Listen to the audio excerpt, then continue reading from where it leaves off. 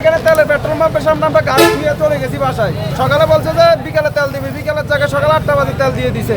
2 serial তেল দেওয়ার পরে বলছে যে 3টা বাজে দেবে, 3টার পরে 1 ঘন্টা তেল দেয় না। আমরা এখন আবার তেল পাচ্ছি না পাম্পের সামনে আসা, তো আমরা একটা হরে নিতেছি না ভাই।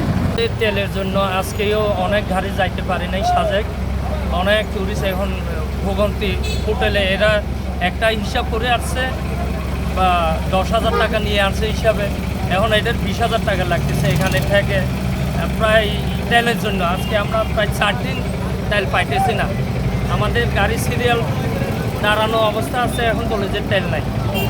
তাহলে আমাদের আজকে টুরিস্টে আবার কালকে যাইতে পারবে না, তার মানে অনেক সমস্যা আমাদের।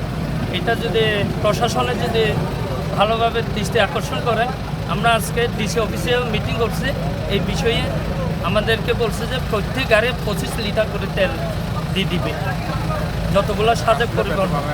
এখন আমরা আসলে তেল পাওয়া যায় না। 72 ঘন্টা ময়েশ্চার লক সমৃদ্ধ লিলি বডি ওয়াশ শিয়া বাটারের গুডনেস স্কিন রিপেয়ার করে রাখে সফট ও গ্লোয়িং।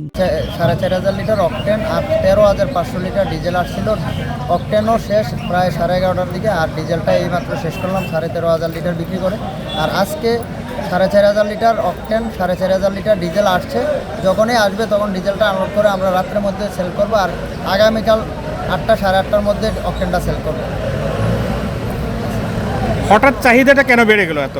হঠাৎ চাহিদাটা বেড়ে যাওয়ার কারণটা হলো উপজেলা পর্যায়ে কোথাও তেল নেই, মানে যারা ছোট ছোট দোকানগুলো ছিল ওনাদের কাছে তেমনটা তেল নেই। আর সব চাপটা এসে এখন খাগড়াছড়ি সদরে পড়ছে পেট্রোল পাম্পগুলোর উপরে। আরেকটা বিষয় হলো এখন হলো খাগড়াছড়িতে ধরেন আপনার বাগানের মৌসুম, শেষ মৌসুম, তারপর বাগানে স্প্রে করার মৌসুম, এই জন্য আরও বেশি চাপ বেড়ে গেছে অনেকটা। প্রায় আমি আজকে 100-এর উপরে কৃষিকার্ডে আমরা তেল দিছি, 500 টাকার 300 টাকার 400 টাকার কিট কার্ড জমা রেখে, এই জন্য আর একটা বেশি চাপ হয়েছে।